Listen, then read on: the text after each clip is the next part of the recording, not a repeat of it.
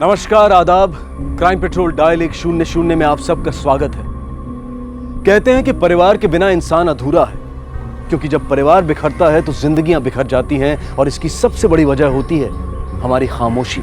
जब हम अपने परिवार में कुछ गलत होते हुए देखते हैं और खामोश रहते हैं तो जिसके साथ गलत हुआ है वो उस परिवार से दूर जाने लगता है और परिवार टूटने लगता है। देख बेटा, तेरे साथ अब तक जो कुछ भी हुआ है ना, उसके लिए सिर्फ मैं ही कसूरवार हूं। मेरी कमजोरी की वजह से, मेरी चुप्पी की वजह से इतना कुछ हो गया। ये ले, तुझे मुझे सजा देनी है ना, दे ले मुझे सजा, जितनी चाहे सजा दे ले, लेकिन घर वापस आ जा बेटा, घर वापस। पापा, आपको क्या लगता है मेरे घर वापस आने से या आपको सजा देने से मेरे और सीमा के साथ जो कुछ हुआ है वो सब बदल जाएगा? नहीं बेटा, लेकिन आगे की जिंदगी तो हम ठीक से बिता सकते हैं ना। पापा, मेरी और आपकी जिंदगी में बोझ इतने ज्यादा हैं कि एक साथ एक ही घर में हम लोग अपनी जिंदगी नहीं चला सकते। भैया, आप तो अपनी फैमिली के बिना नहीं रह पाते थे ना। प्लीज मेरे साथ घर चलिए भैया। भाभी समझाइए ना भैया को, शायद आपकी बात मान लें। हाँ बहू, समझाना इसे, और मैं तुझसे भी माफी मांगता हूँ। गलती किससे नहीं होती, लेकिन माफ करके रिश्तों को तो बचाया जा सकता है ना। कुछ गलतियां माफी के लायक नहीं होती, वरना उस सजा के जैसी आप चाहते हैं।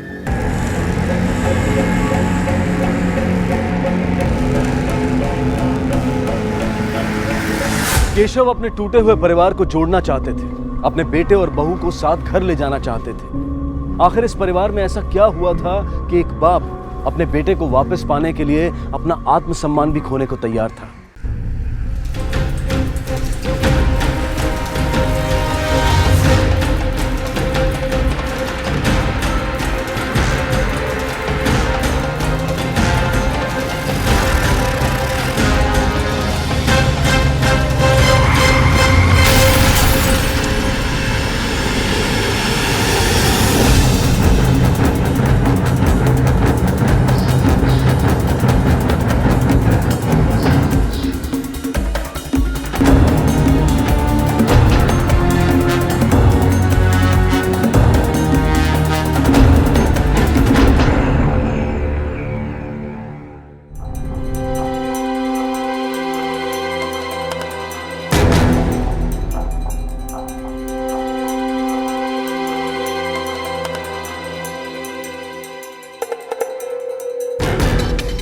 सर, गाड़ी बिल्कुल भी अपने कंट्रोल में नहीं थी। पता नहीं सर, चलते चलते अचानक से रॉन्ग साइड पर आ गई। ये तो उनकी किस्मत अच्छी थी कि टेम्पो से टकराने से बच गई। ठीक है, पीछे आओ, 1 मिनट। तुषार, गाड़ी में सिर्फ 2 डेंट हैं। एक्सीडेंट का इम्पैक्ट इतना स्ट्रांग नहीं कि इनकी मौत हो सके। सर, गाड़ी के अंदर कोई भी जिंदा नहीं बचा। सर, बाहर से किसी को कोई चोट भी नहीं लगी। सर, मुझे तो ये देख के मौत की वजह एक्सीडेंट नहीं लगती। गाड़ी में ना तो कोई स्ट्रगल हुआ है, ना ये लूटपाट का केस है। सर, ऐसा भी तो हो सकता है किसी ने जहर देके सबको मार दिया। Not possible. तुम एक काम करो, ये बॉडीज को पोस्टमार्टम के लिए भेजो, ठीक है? और फॉरेंसिक को इन्फॉर्म करो सर। और ये गाड़ी को पुलिस स्टेशन लेकर आओ। सर, गाड़ी के अंदर से मोबाइल फोन और पर्स मिला। इसमें जरूर उनकी फैमिली के नंबर होंगे। तुम एक काम करो, नंबर निकालो और इन्फॉर्म करो उनको, ठीक है?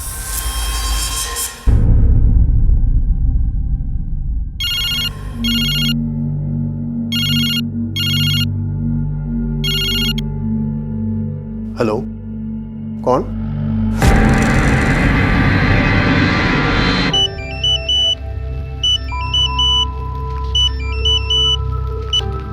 हेलो, हाँ मैं तन्मय बोल रहा हूँ। आपको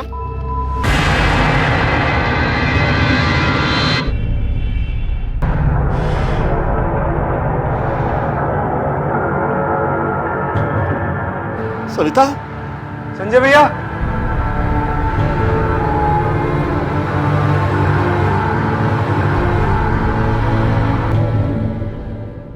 देखिए, इस मौत की क्या वजह ये हमें पोस्टमार्टम रिपोर्ट के आने के बाद ही मालूम पड़ेगा, लेकिन हमारी इन्वेस्टिगेशन के हिसाब से जो हमने स्टडी किया है वो ये है कि ये सिर्फ एक रोड एक्सीडेंट नहीं है। एक बात बताइए, आपका कोई दुश्मन है या फिर आप किसी पे शक करते हैं? नहीं सर, हमारी तो एक छोटी सी ऑटो पार्ट्स की दुकान है। हमारी किसी से कोई दुश्मनी नहीं है सर। हम तो हमारे बेटे संजय की शादी की तैयारी में लगे थे सर। 2 हफ्ते बाद उसकी शादी थी। जी हाँ सर, और इसी सिलसिले में संजय भैया और माँ हमारी होने वाली भाभी और उनकी माँ को लेकर गुना से भोपाल आ रहे थे सर। क्यों? सर हम चाहते थे कि हमारी बहू की शादी की खरीदारी हम उसकी पसंद से ही करें, इसीलिए उन्हें भोपाल ले आ रहे थे सर। इसका मतलब ये है कि आप लोग गुना से भोपाल ट्रैवल कर रहे थे और यह हादसा गुना से 3 घंटे के बाद में हुआ। केशव जी, आपके सिर्फ 2 ही बेटे हैं या? नहीं सर, हमारा एक और बेटा है, राकेश। वो अपनी पत्नी के साथ पुराने भोपाल में रहता है। तो आपने उसे खबर करने की कोशिश नहीं की? नहीं सर, अभी अभी तो आप लोगों का फोन आया और हम भागते हुए यहाँ चले आए। सर आखिर किसने किया होगा सर ये? देखिए, किसने किया, कैसे हुआ, ये हम पता लगाने की कोशिश कर रहे हैं। एक बार काजल की फैमिली गुना से यहाँ आ जाती है तो हमें सारी पिक्चर क्लियर हो जाएगी।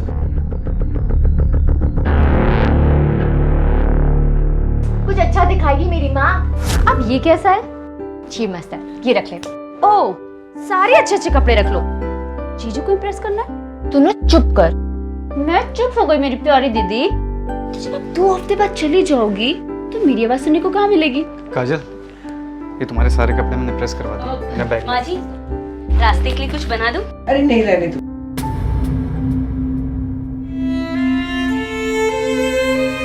अरे क्या हुआ? आप रो रहे हैं? नहीं नहीं, अरे काजल जाने वाली है ना, ये सोचकर ही इसका दिल भर रहा है। भैया, मैं शॉपिंग के लिए जा रही हूँ। बधाई थोड़ी ना मेरी।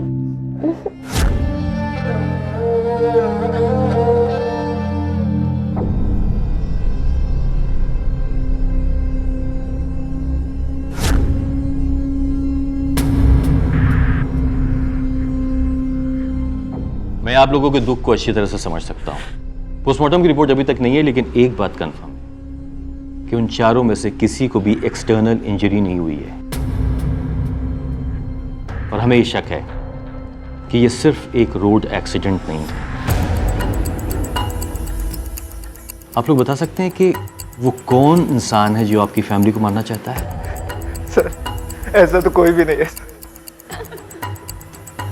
सर किसी से कोई झगड़ा नहीं था और घर में छोटी मोटी बातें तो चलती रहती है सर।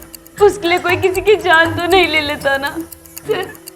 2 हफ्ते बाद दीदी की शादी थी, घर में सब बहुत खुश थे और अब ये हो गया।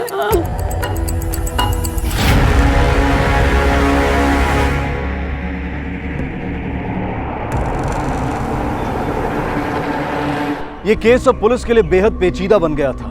कार में एक साथ 4 मर्डर हुए थे और चारों 2 अलग अलग परिवारों से जुड़े हुए थे। लेकिन कुछ ही दिनों में ये 2 परिवार एक होने वाले थे।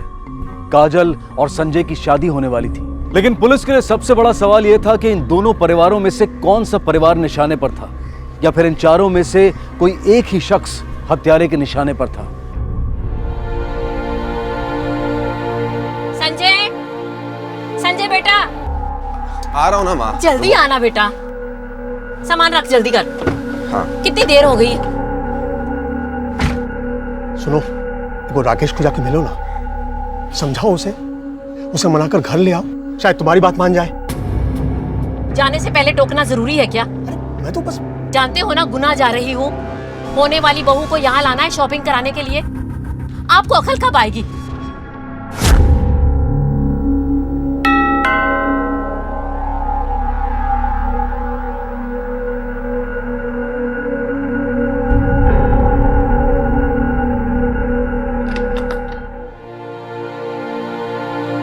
तुम तेरी माँ जो जीते जी ने कर पाई, उसके जाने के बाद हो गया।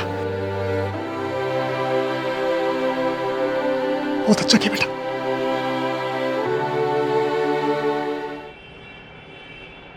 सर, गुना पुलिस को तन्मय के परिवार के बारे में ऐसा कुछ भी नहीं मिला जिससे उन लोगों पर शक किया जा सके। लेकिन संजय के फैमिली में ऐसे कई राज छिपे हैं जो अभी तक पूरी तरह से सामने नहीं आए। किसी बाहरी से भी दुश्मनी का कोई एंगल सामने नहीं आया है। इससे साफ जाहिर है कि हत्यारा जो है वो संजय के परिवार का ही है। सर, ऐसा भी तो हो सकता है कि काजल और संजय को कोई मारने आया था, लेकिन साथ में माँ बैठी थी तो वो भी मारे गए। सर उन 4 लोगों की पोस्टमार्टम और फॉरेंसिक रिपोर्ट है। ये देखो तुषार, ये पोस्टमार्टम रिपोर्ट साफ कहती है गाड़ी में जो पीने का पानी मिला उसके अंदर नींद की गोली मिलाई गई। गाड़ी में जितने भी लोग बैठे थे उनकी मौत दम घुटने की वजह से हुई, क्योंकि गाड़ी के अंदर कार्बन मोनोऑक्साइड गैस लीक हो रहा था। हमें क्राइम सीन पे ये पता नहीं चला क्योंकि ये एक ऑर्डरलेस गैस है। Sir, if I am not wrong, ये गैस तो कार के एसी लीक होने पे बनती है। इसका मतलब ये है कि गाड़ी के साथ किसी ने छेड़छाड़ की। अब मुझे यकीन हो गया कि ये एक मर्डर ही है।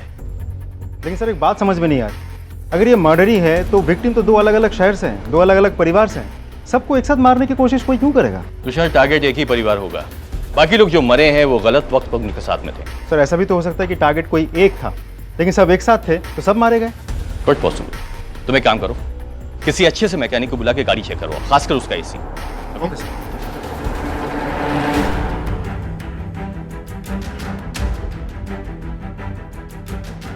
सर एसी का पाइप तो काटा ही गया, साथ ही गाड़ी के वेंट्स में भी टेप लगाकर इसे बंद किया गया। मतलब अंदर से बाहर निकलने वाली हवा के सारे रास्ते बंद कर दिए गए? जी सर।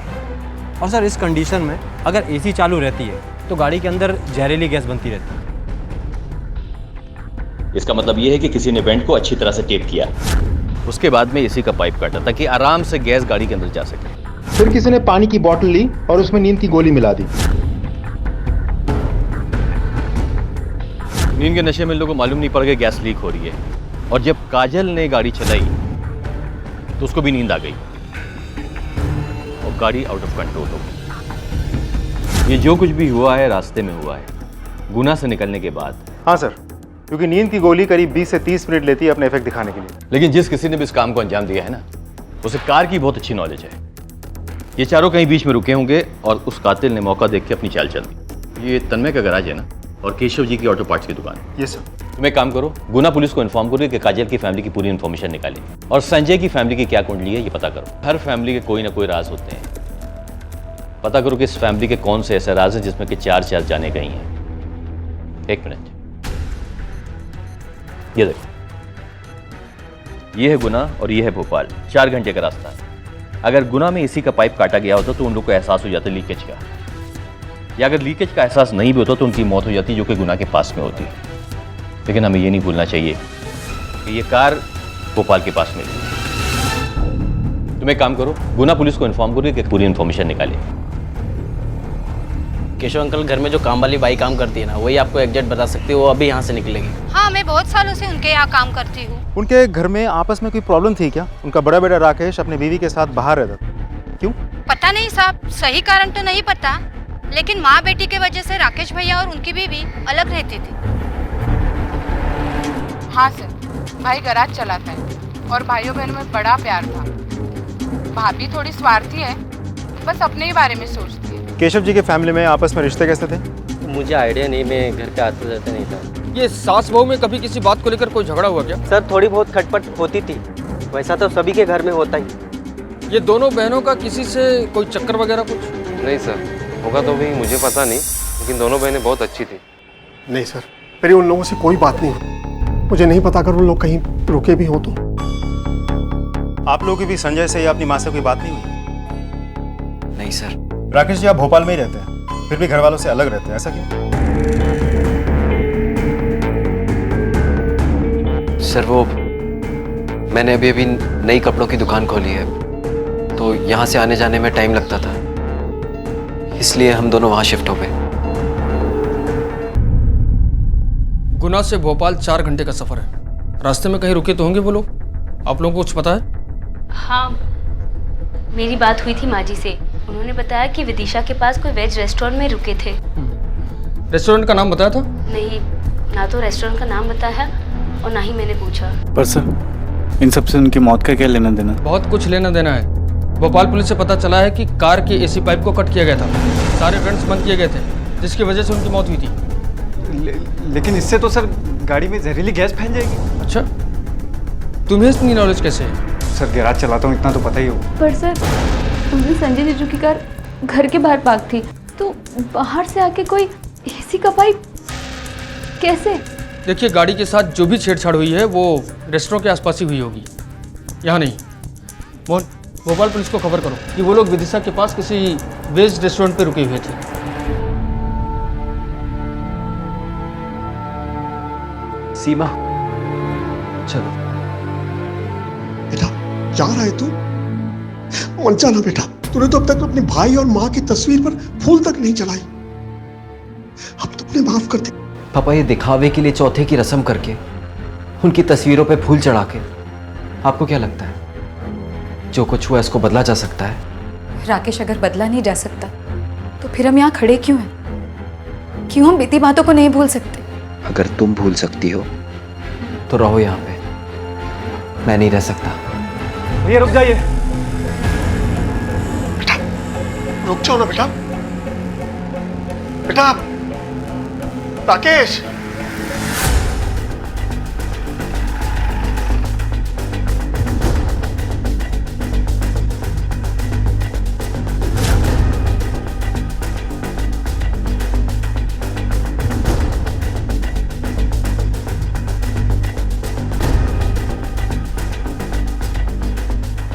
एक्सक्यूज मी, इन 4 लोगों को आपने देखा है क्या?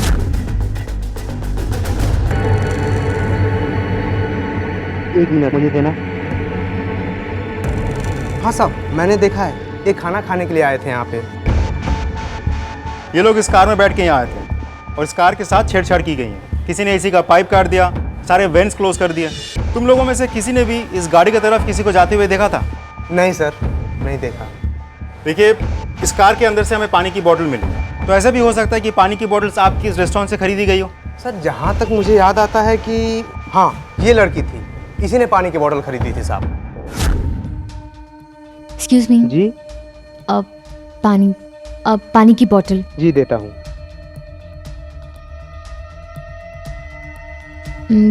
ये ठंडी नहीं है, मैं खुद से ले लूं? ले लीजिए।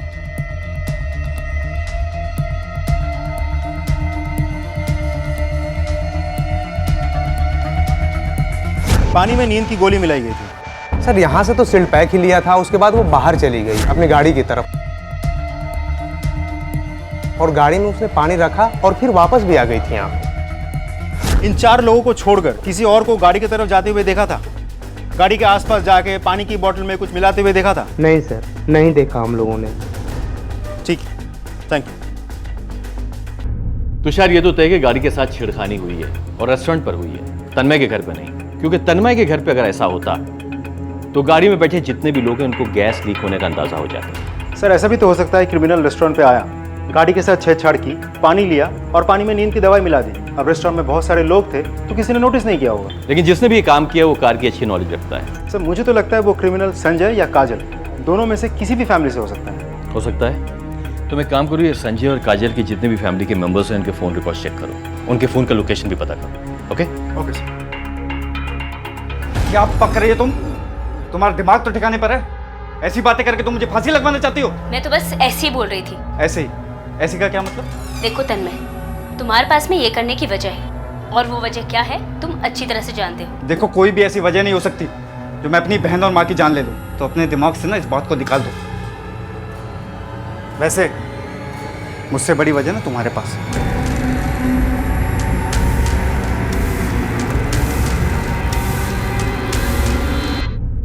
सर कॉल रिकॉर्ड के मुताबिक 12 तारीख के दोपहर के 3 बजे के आसपास जब संजय के गाड़ी में 4 लोगों की मौत हुई, तब संजय और काजल दोनों परिवार वालों में से किसी की भी कॉल की लोकेशन न रेस्टोरेंट के आसपास थी और न ही एक्सीडेंट स्पॉट के आसपास। हो सकता है उन लोगों ने किसी को हायर किया हो। सर दोनों फैमिलीज गाड़ी के बिजनेस में जुड़े हैं, तो मैकेनिक टाइप किसी के साथ जान पहचान होना तो बहुत ही नॉर्मल है। देखो तुषार, ये मर्डर जो है भोपाल के पास में हुआ है, इसलिए संजय की फैमिली के इन्वॉल्वमेंट के चांसेस बहुत ज्यादा है। ये अपना केशव है ना जिसकी ऑटो पार्ट्स की दुकान है, वहां पर जो उसके जितने भी एम्प्लॉयज हैं सबसे बातें करो, उनके फोन रिकॉर्ड चेक करो, जो भी क्लू मिलता है लेकर आओ। Okay sir.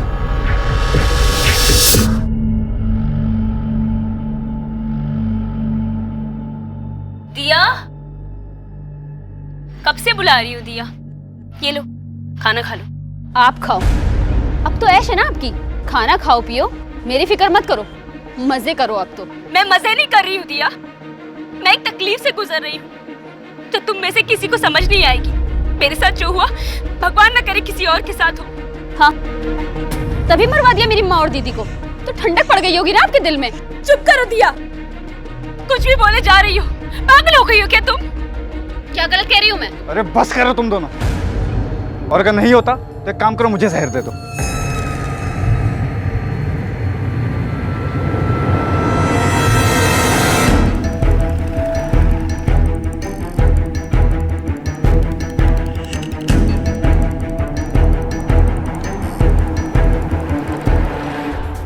सर हमने सारे एम्प्लॉयज के रिकॉर्ड चेक किए। सुरेश नाम का एक मैकेनिक है, 10 तारीख से गायब है। लेकिन ये हादसा तो 12 तारीख का है ना? यस सर, हमने दुकान में जाकर भी पूछताछ की, वो वहाँ भी नहीं आया। फ़ोन भी स्विच ऑफ। और क्या इन्फॉर्मेशन मिली? सर इस सुरेश केशव जी की दुकान में पहले भी घपला किया, लेकिन केशव जी ने उसे कभी नौकरी से नहीं निकाला। ये रहम की वजह? सर दुकान में जाके पूछताछ की, लेकिन कुछ पता नहीं चला। केशव जी से पूछताछ करके पता करना होगा। केशव से कुछ मत कहना। सुरेश को ढूंढो, उसके घर पर नजर रखो, जैसे ही सुरेश मिलता है उसको तोड़ो। बाद में हम केशव से बात करेंगे। सर पहले भी केशव की दुकान से पार्ट्स निकाल के बेचे हैं, लेकिन केशव ने तेरी कंप्लेन नहीं की, तुझे हमेशा माफ किया। इतनी मेहरबान क्यों है वो तेरे पर? बोल! केशव जी बहुत अच्छे इंसान हैं, उनके बहुत उपकार है मुझ पर। उन्होंने मुझे सुधरने का मौका दिया, लेकिन मैं ही कुत्ते की दुम था साहब, कभी सुधरा नहीं। आप बताएंगे कि सुरेश पे इतनी मेहरबानी की वजह क्या है? गलती किससे नहीं होती सर? अगर मैं उसे सजा दिया होता तो क्या सुधर जाता? इसलिए सर। कहीं ऐसा तो नहीं उससे एक बड़ी गलती करवाने के लिए उस पर मेहरबानी कर रहे हैं? नहीं सर, मैं तो बस इतना ही चाहता था कि सुरेश की गलती की सजा उसके घर वाले ना भुगते। आपके घर में बहुत सारी प्रॉब्लम चल रही है, कभी आपने उसको सॉर्ट आउट करने की कोशिश की? आपको क्या लगता है हमको मालूम नहीं है? हम अच्छी तरह से जानते हैं कि कोई करीबी कातिल है, हम तो सिर्फ उसकी वजह ढूंढ रहे हैं। सर प्रॉब्लम किस घर में नहीं होती सर? और इसी प्रॉब्लम को दूर करने के लिए आपने सुरेश से अपनी बीवी और बेटे को मरवा दिया, और यहाँ बैठ के अच्छा बनने का नाटक कर रहे हैं आप। सर ऐसा लगता है आपको? तो ठीक है ना सर, फांसी पे चढ़ा दीजिए मुझे, जो चाहे वो सजा दे दीजिए, मंजूर है मुझे। ठीक है, आप जाइए।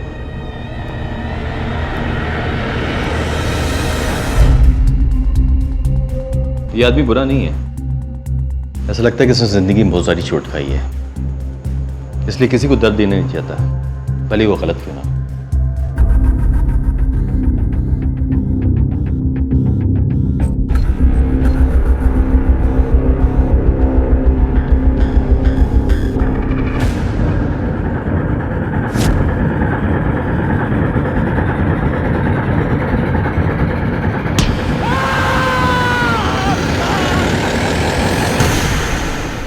कुछ नहीं होगा भैया को, आप शांत हो जाइए।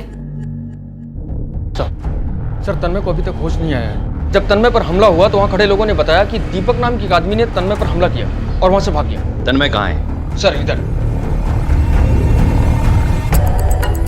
ये दीपक कौन है?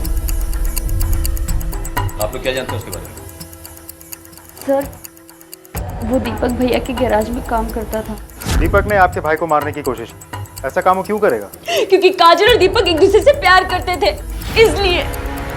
हाँ सर, दीदी अक्सर भैया के गैराज जाया करती थी। दीदी मैं जल्दी से टिफिन दे के आती हूँ, फिर हम शॉपिंग पे चलेंगे। ठीक है ठीक है, आप रुको, मैं जल्दी से टिफिन दे के आती हूँ।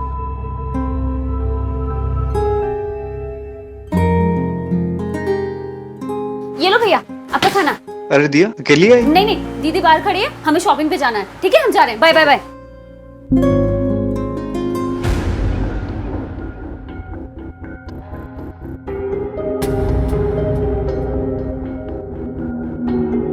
मेरे साथ चलो दीदी। क्या हुआ है? मेरे साथ चलो। लेकिन हुआ क्या है? ये सब क्या हो रहा है? क्या? उस मैकेनिक के साथ मैंने सब देखा। देखो सच सच बोलो वरना घर जाके बता दूंगी। नहीं दिया, किसी से कुछ मत कहना। वो दीपक है, मैकेनिकल इंजीनियरिंग की पढ़ाई कर रहा है, अपना खर्चा चलाने के लिए भैया के यहाँ गैरेज में काम करता है। और तुमसे प्यार भी करता है ना? कब से चल रहा है ये सब? अब 3 महीने हो गए। अगर माँ भैया को पता चला ना तो सोचो क्या होगा। मैंने दीदी को बहुत समझाने की कोशिश की कि वो हमारी बराबरी का नहीं है, माँ भैया गुस्सा होंगे, लेकिन उसने मेरी एक भी नहीं सुनी। सिर्फ भैया को मालूम पड़ा तो उन्होंने दीपक को काम से निकाल दिया और दीदी और दीपक का रिश्ता भी तोड़वा दिया। दीदी भी इस रिश्ते से धीरे धीरे बाहर आ रही थी, फिर अचानक काजल की शादी किसी और से हो रही है। कहीं ऐसा तो नहीं कि इसी बात से दीपक ने गुस्से में आके पहले काजल, संजय और बाकी सबको मार दिया और फिर तन्मय पे हमला करके उसे भी मारने की कोशिश? या क्वाइट पॉसिबल। तुम एक काम करो, दीपक के फोन को ट्रैकिंग पे डालो, जिस दिन मर्डर हुआ है उसकी फोन की लोकेशन क्या थी ये पता करने की कोशिश करो। और शर्मा जी सर, आपके जितने भी खबरी हैं उनको दीपक की फोटो भेजिए।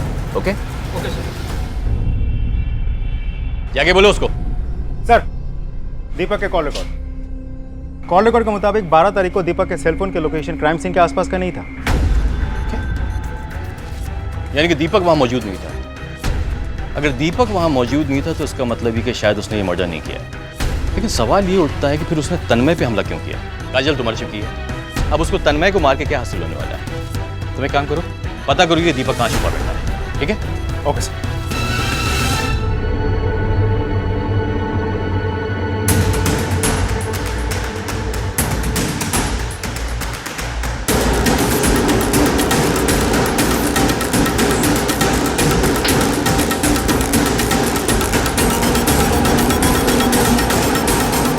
सर, तन्मय ने मेरे प्यार को मार डाला सर, मेरी काजल को मार डाला।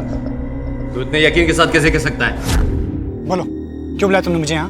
पता है, लड़के वाले दहेज मांग रहे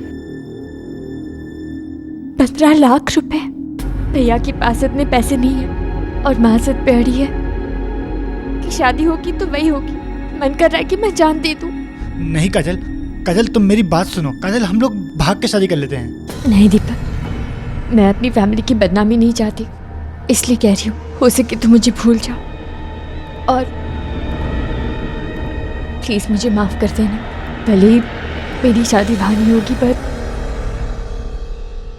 मैं तुमसे शादी नहीं कर पाऊंगी। सर, ये सच था कि तन्मय दहेज के पैसे इकट्ठे नहीं कर सकता था, इसीलिए मुझे लगा कि दहेज से बचने के लिए उसने मेरी काजल को मार दिया। सर, इसीलिए मैं उसे मारना चाहता था।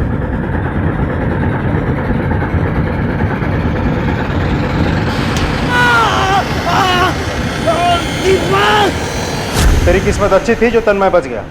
मर्डर नहीं तो कम से कम अटेम्प्ट टू मर्डर का चार्ज तो लगेगा ही। जी सर, मेरी वाइफ ने दहेज मांगा था, लेकिन बात से पैसों की नहीं थी सर। हम जानते हैं ये सब गलत है, लेकिन उसका मानना था कि शादी में दान दहेज का चलन है, इसलिए उसके बात के सामने हम सबको झुकना पड़ जाता था सर। यानी कि आपके कहने का मतलब कि सविता जी ने अपने बड़े बेटे की शादी में भी दहेज मांगा होगा? जी सर, और उन्होंने दिया भी था। हाँ सर, दहेज की रकम ज़्यादा थी और अरेंज करने में मुश्किल भी हो रही थी, पर सर मैं कर रहा था सर। पैसे का इंतजाम नहीं हो पाया इसलिए तुमने कहीं? नहीं सर, ये ऐसा नहीं कर सकते। क्यों नहीं कर सकता है? पैसे के लिए तो इंसान अंधा हो जाता है, किसी को भी मार सकता है।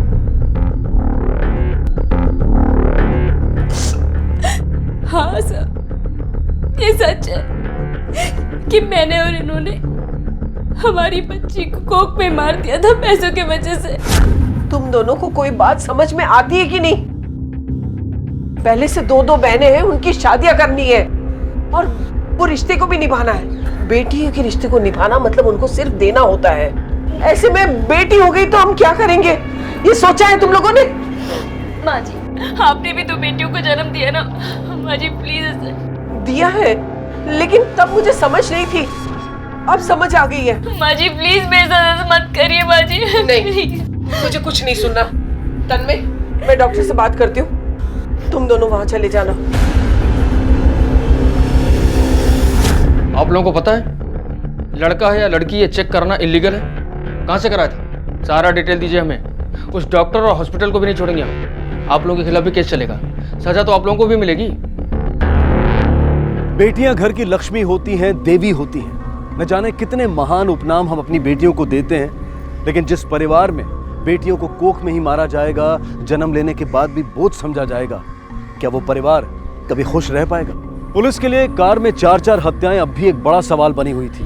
पुलिस की शक की सुई संजय और काजल दोनों के परिवारों के बीच घूम रही थी, लेकिन अब तक ना तो कोई पुख्ता वजह सामने आई थी और ना ही कोई सबूत मिला था।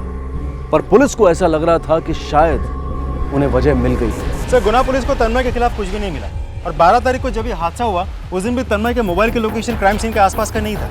सर, तन्मय की बीवी अंकिता और बहन दिया के कॉल रिकॉर्ड चेक करके भी हमें ऐसा कुछ भी नहीं मिला जिसके आधार पर हम उन पर शक कर सकें। काजल की फैमिली से कोई भी शक के दायरे में नहीं आ रहा है, तो फिर क्या संजय की फैमिली से? सर, राकेश और सीमा के पड़ोसियों से पूछताछ में एक चौंकाने वाली बात सामने आई है। क्या?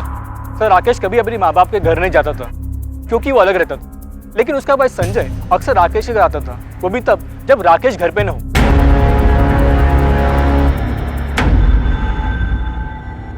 संजय आपके घर क्यों आता था? संजय मेरे पति के भाई थे, वो हमारे घर क्यों नहीं आ सकते? आपके पति का भाई है? अगर वो आपके पति का भाई तब फिर आप लोग उसके घर क्यों नहीं जाते थे? जवाब दीजिए, मैंने कहा जवाब दीजिए।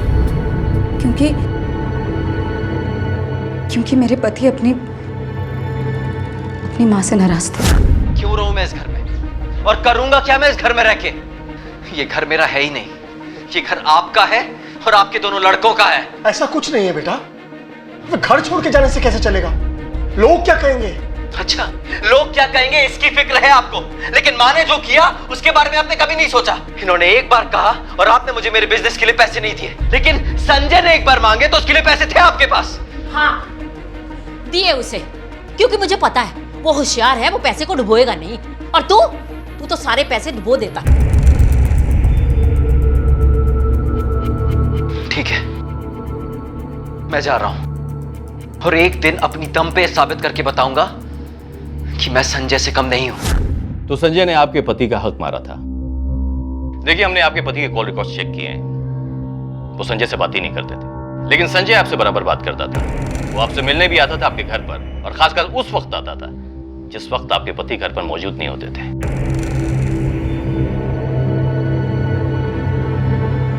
सर, बिजनेस शुरू करने के लिए पैसों की जरूरत होती और राकेश ने उधार लिया था, लेकिन बिजनेस में नुकसान होने की वजह से राकेश का काम बंद हो गया। वो बहुत डिप्रेशन में चले गए थे और वहां उधार मांगने वालों ने जीना हराम कर रखा था हमारा। और दूसरी तरफ संजय का काम अच्छा चल रहा था, तो मैं संजय से मिलने उसके ऑफिस गई थी। अरे भाभी, आइए ना।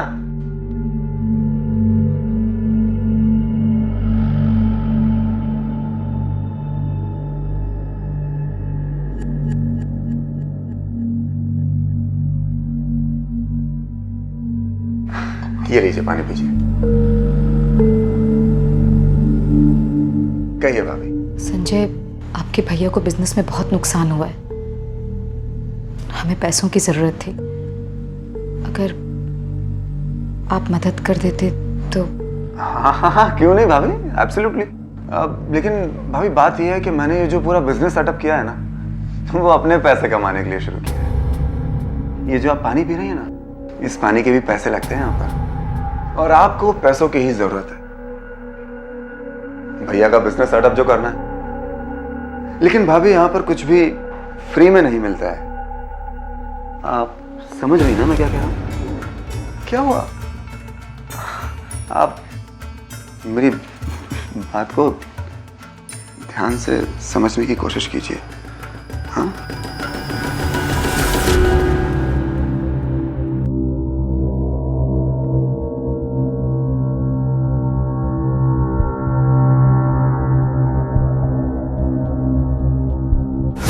इतना कुछ आपके साथ में हो रहा था, लेकिन इसकी भनक किसी को लगी नहीं। पता चल गया था सर, मेरे ससुर जी को सब पता चल गया था।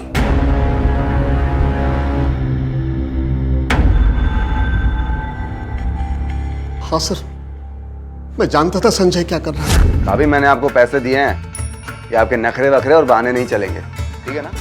संजय, तुम प्लीज मत आया करो।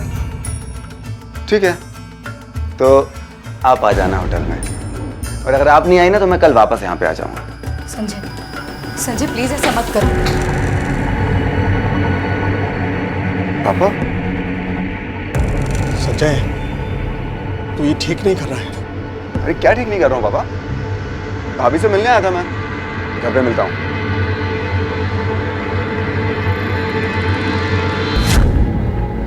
सब कुछ जानते हुए भी मैं अंधा बना बैठा था सर। कैसे करता? अगर मुंह खोलता तो अपनी ही फैमिली की बदनामी होती ना सर। ये सही है कि परिवार को जोड़कर रखने के लिए इंसान को कई बार छोटी छोटी बातों को अनदेखा कर देना चाहिए, लेकिन यहां जो हो रहा था वो बहुत गलत था, अपराध था। लेकिन अब पुलिस संभावनाएं तलाश रही थी कि एक कार में 4 लोगों की एक साथ हुई हत्या क्यों की गई थी और किसने की थी। ये केस पुलिस के लिए एक अनसुलझी पहेली बन गया था। हर एंगल से जांच की जा रही थी, लेकिन नतीजा कुछ नहीं निकल रहा था। पर संजय का सच पता चलने के बाद पुलिस को कुछ उम्मीद नजर आ रही थी। हाँ सर, मुझे पता था सीमा के साथ जो भी हुआ।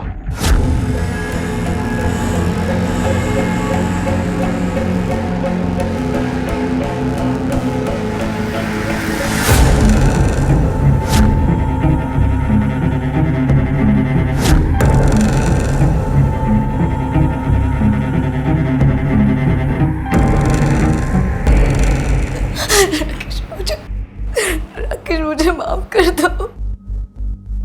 मेरे पास और कोई ऑप्शन नहीं था। और इसका कसूरवार मैं ही हूँ। ना मैं पैसे उधार लेता, ना मेरा बिजनेस ठप होता, और ना सीमा को उस कमीने संजय के पास मदद के लिए जाना पड़ता। और इसलिए तूने उसे मरवा दिया? नहीं सर, मैंने उसको नहीं मारा सर। सर मोटिव तो सबके पास है, लेकिन क्राइम के वक्त कोई भी वहां मौजूद नहीं था। तुषार, अब तक की इन्वेस्टिगेशन में हमें यह समझ में आ रहा है कि गाड़ी के साथ छेड़छाड़ रेस्टोरेंट पर नहीं की गई थी। बॉटल काजल ने ली, वो भी सील्ड गाड़ी में रखा। उसके बाद रेस्टोरेंट वालों ने किसी को भी गाड़ी के पास नहीं देखा। मेरी समझ में एक बात नहीं आ रही कि जब वो चारों आकर गाड़ी में बैठ गए, फिर किसने पानी के अंदर वो जहरीली दवा मिलाई?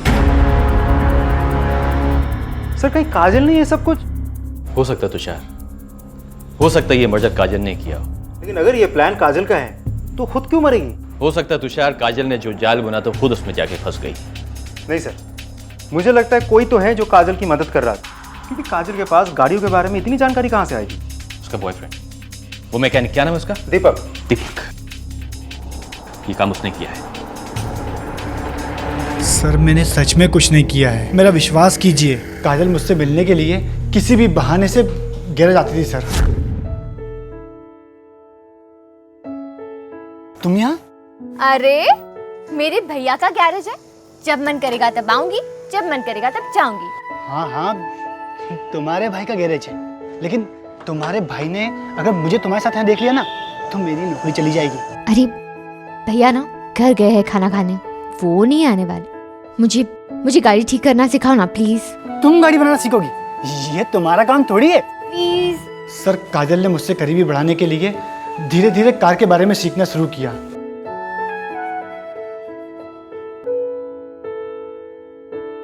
और सर बाद में सब कुछ सीख भी गई थी। सर कुछ पता चला? देखिए, हमें काजल पे शक है। काजल? सर मैं कुछ समझा नहीं। क्योंकि काजल ने ही पानी की बोतल खरीदी थी, और हो सकता है कि पानी की बोतल में उसने ही नींद की गोलियां डाल दी हो।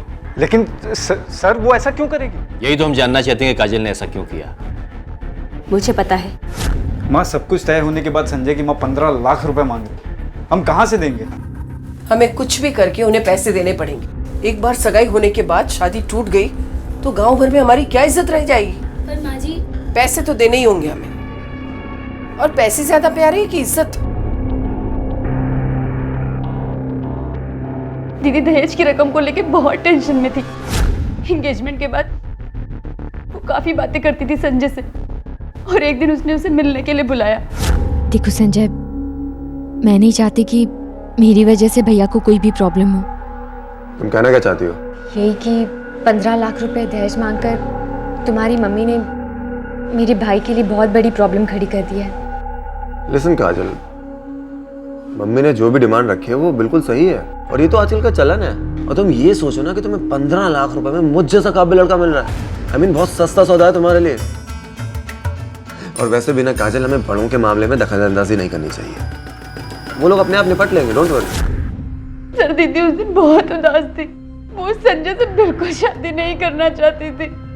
मम्मी चाहे कुछ भी कर लो, लेकिन मैं उस संजय से शादी नहीं करूंगी। तो क्या तू वो 2 टके के मैकेनिक से शादी करेगी? मेरे जीते जी मैं ये नहीं होने दूंगी। और सोचा है कभी तूने कि तुम्हारे साथ कुछ ऊंच नीच हो गई तो तुमसे कौन शादी करेगा? किसी जानवर से करवा लूं, पर उस लालची आदमी से मैं शादी नहीं कर सकती मम्मी। शादी तो तुम्हारी वही होगी। और अगर पैसों की बात है ना, तो ये इतना बड़ा घर तुम्हारे बाबा मेरे नाम पे छोड़ के गए ना, उसे मैं बेच दूंगी। लेकिन तुम्हारी शादी तुड़वा कर मैं सबके सामने अपना मजाक नहीं बनवाऊंगी। समझ गई तुम? हम खुश रहें, इसलिए काजल ने अपने प्यार की कुर्बानी दी, दीपक से रिश्ता तोड़ दिया। वो मेरे लिए भी इतना कुछ सोच रही थी, और उस दिन जब वो संजय के साथ भोपाल जाने वाली थी। अबे तन्मय, आज दिन में पीने की प्लानिंग? जहर पीने की हिम्मत नहीं है ना, तो इससे ही काम चला रहा हूँ। लेकिन हुआ क्या भाई? अरे तंग आ गया। हालत देखिए मेरी, अगर ऐसे ही चलता रहा ना तो खुद को और अपनी बीवी को मार दूंगा, या फिर अपनी माँ को और बहन को मार दूंगा। उसने मेरी सारी बातें सुन ली, कहीं इसीलिए तो उसने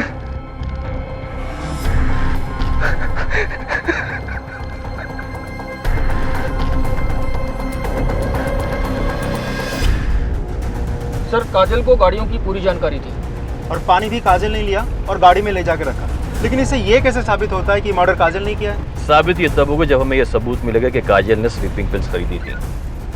तुम एक काम करो, गुना से लेकर भोपाल तक जितने भी मेडिकल शॉप हैं उनकी सीसीटीवी फुटेज चेक करो, उनकी बिल बुक चेक करो, पता लगाओ क्या काजल ने स्लीपिंग पिल्स खरीदी थी। Okay sir.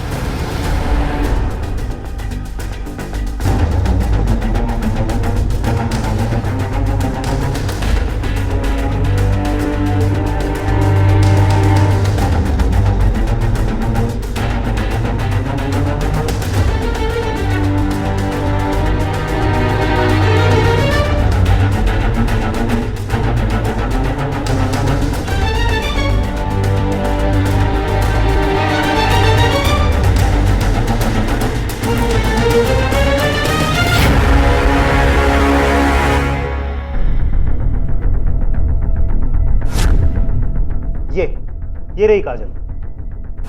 इसका मतलब इसने ही दवाइयां खरीदी। मतलब सबको मारकर खुद भी मर गई? काजल ये सब क्यों? काजल अपनी मां से नाराज थी क्योंकि काजल की मां को उसके भाई की तकलीफों का एहसास नहीं था। संजय और उसकी मां से इसलिए नाराज थी क्योंकि वो दोनों दहेज मांग रहे थे। इसलिए किसी बहाने से उसने एक मेडिकल शॉप पे गाड़ी रोकी और वहां से ये पिल्स खरीदी। संजय, मेरे सर में थोड़ा दर्द हो रहा है, अगर आगे कहीं मेडिकल दिखे तो प्लीज़ रोक लेना, मैं दवाई ले लूँगी। हाँ।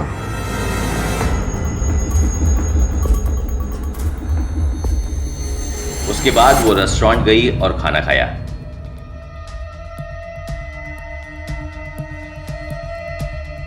वहीं रेस्टोरेंट में काजल ने पानी खरीदा और उस पानी में नींद की गोलियां मिला ली और फिर वो पानी गाड़ी में जाकर रख दिया।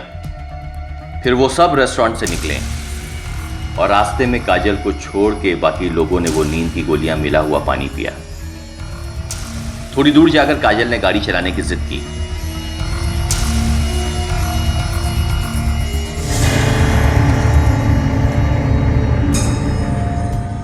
जब गाड़ी के अंदर सब सो गए तो काजल ने गाड़ी किसी सुनसान इलाके में जाके रोक दी और उसके बाद एसी का पाइप काटा और उसके वेंट को टेप कर दिया ताकि गैस आराम से गाड़ी के अंदर जा सके। उसके बाद काजल ने वापस गाड़ी में बैठ के वो पानी पिया और नींद में गाड़ी तब तक चलाती रही जब तक वो बेहोश ना हो गई और इसलिए गाड़ी का एक्सीडेंट हो गया और गाड़ी के अंदर कार्बन मोनोऑक्साइड की वजह से सबकी मौत हो गई। काजल ने जो कुछ भी किया बिल्कुल गलत किया। हाँ सर, लेकिन सबसे बड़ी गलती हमारे समाज की है जो दहेज जैसे कुरीति को आज भी रस्म और चलन के नाम पे जिंदा रखा है। और इसी कारण कितनी लड़कियां अपने आप को अपने परिवार पर बोझ समझती हैं और अपनी जिंदगी का खात्मा कर लेती हैं। ये केस बाकी केसेस से काफी अलग भी था और मुश्किल भी थी क्योंकि कत्ल के समय कातिल ने भी खुदकुशी कर ली थी, लेकिन भोपाल पुलिस ने मिले हुए सबूतों और अपने अनुभव के आधार पर इस केस को सॉल्व किया। 2 परिवारों के 4 सदस्य मारे गए। इसकी वजह सिर्फ दहेज जैसी एक कुरीति नहीं थी। कहते हैं कि अन्याय करने वाले के साथ साथ अन्याय सहने वाला भी गुनहगार होता है। जब भी कुछ गलत होता है, चाहे वो देश में हो, समाज में हो या परिवार में हो, अगर हम जानते बूझते हुए भी चुप रहते हैं तो समझ लीजिए हम उस गलत के हिस्सेदार बनते हैं। इसी विचार के साथ अब मैं अनूप सोनी आपसे विदा लेता हूं। फिर मुलाकात होगी अगले एपिसोड में एक और चौंका देने वाले केस के साथ। तब तक अपना और अपने परिवार का ख्याल रखें और देखते रहें क्राइम पेट्रोल डायल 100। सबक एक को सीख हम सबको। जय हिंद।